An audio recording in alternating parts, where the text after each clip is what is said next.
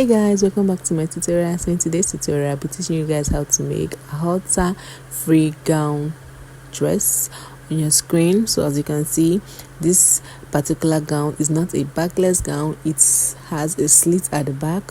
So if you're interested in this video, then let's get started. So guys, I'll be using this beautiful fabric obviously for this tutorial. Okay, so pay very good attention and learn something new. So I folded my fabric in a triangular form.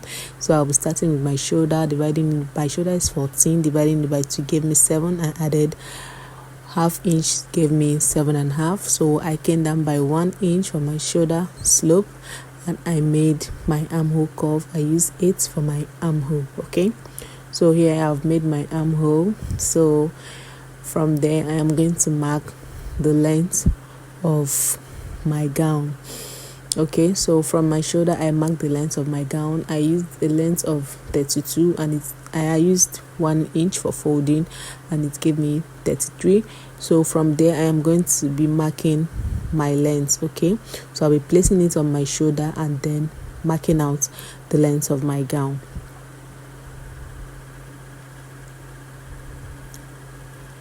So guys, I am going to connect it and then I am going to cut it out.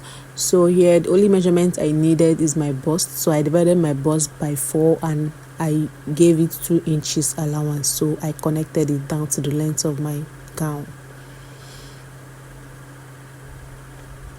So I am going to cut it out so that I'll be able to make the back parts. Okay,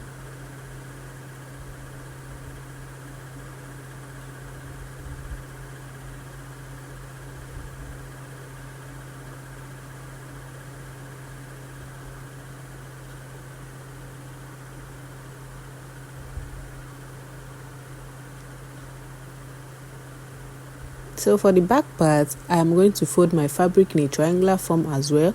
Then I'm going to use my front to place my back. Okay, I'm going to use my front and match out exactly the same thing as my front. Okay, so here I have matched it and then I am going to cut it out. So I am cutting it out. At this part you have to be very careful because the fabric might slip away, because here it was actually giving me a problem of slipping away. So you have to hold it very firm so that your cutting will not be, so I am done cutting the back and the front. So this is the back and the front. So here I'm going to cut my neckline. For my neckline I used 3 by 3. Okay, so this is 3 by 3 I used. So I made my neckline curve. So for the outer neck, at my neckline I came down by 1 inch. So I connected from that 1 inch to my armhole curve. Okay, just from that 1 inch connect it to your armhole, then I'll cut it out. Just watch very carefully so you see how I am cutting it out.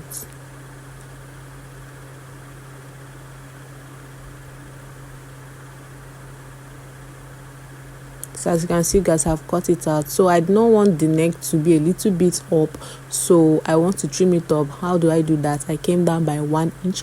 You can come down by 2 inches. It all depends on how low or high you want yours to be. So I came down by 1 inch and I made a neat cutting. So this is how it looks. So here I made an interface. I did not want to use a bias to turn it up, but if you want you can use a bias to turn yours, but I just wanted to use an interface because it's going to look more neater. So here I am, because the back is going to have a slit, so this slit is going to enable the rope to balance well. Okay, because it's not a backless gown, so it's going to have a rope at the back from the front to the back. So I'm going to make a slit at the back to enable the rope to relax. So I used a slit of 4 or 5 inches is enough. You can use 4 or 5. Okay, so here I used 4.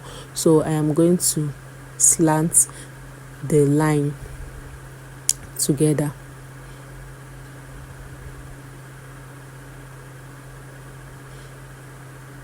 So Once I'm done, I'm going to move over to the sewing machine and then connect my curtains together.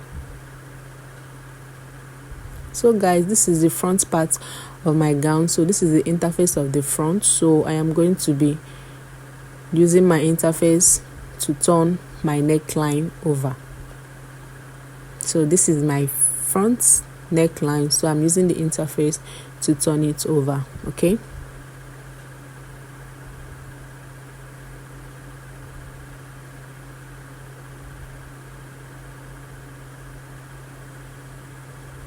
so I am notching my lines, okay, because this is a curve line, so I always notch my curve lines, okay, to enable it to flip over.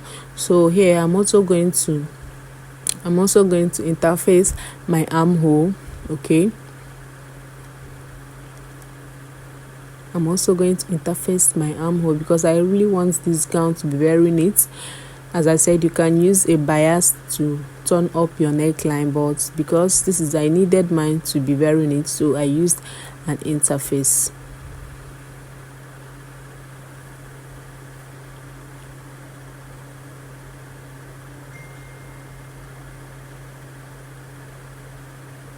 So I'm moving over to the other armhole, so I'm going to interface it as well.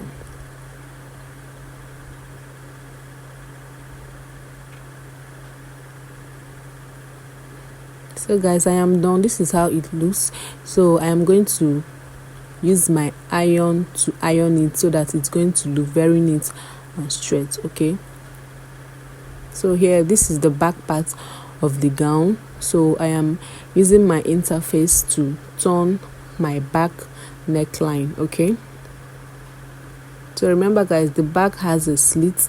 Okay, it has a 4 inches slit, so I am going to interface the slit as well.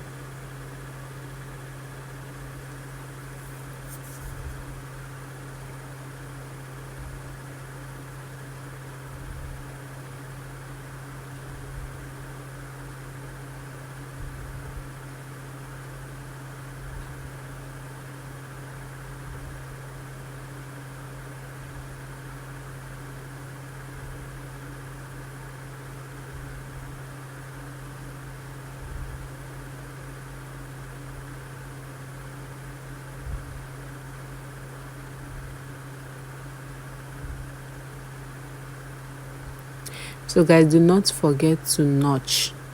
So notch your lines to enable it to flip very easily.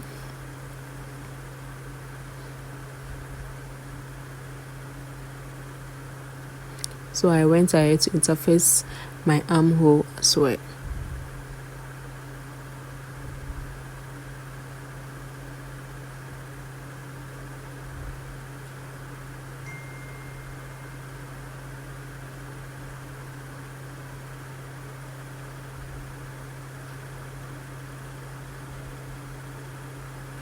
So guys, I'm done.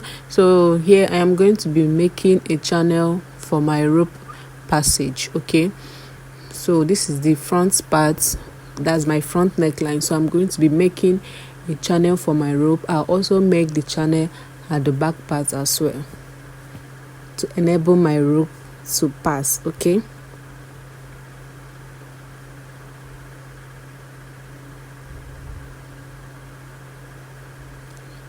so when I'm done, I'm going to be using an eraser to just open it a little. Remember, it was interfaced, so there was no opening, so I'm going to use my razor to open it a little, okay, so that the rope can pass very freely. Okay, so once I'm done, I'm going to shape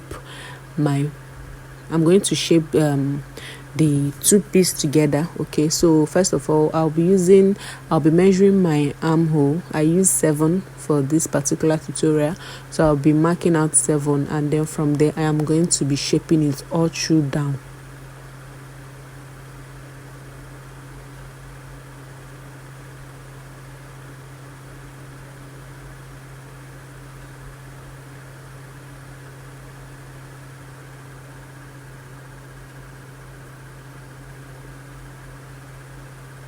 So here I use 7, as I said earlier, for this particular tutorial. You can, it just depends on your own armhole. You can use 8 depending on how big or little you are.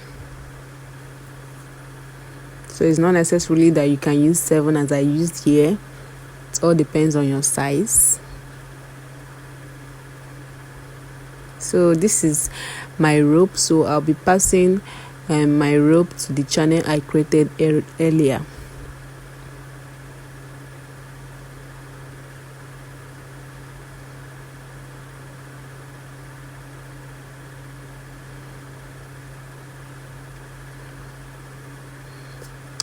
So just be a little bit patient and pass your rope.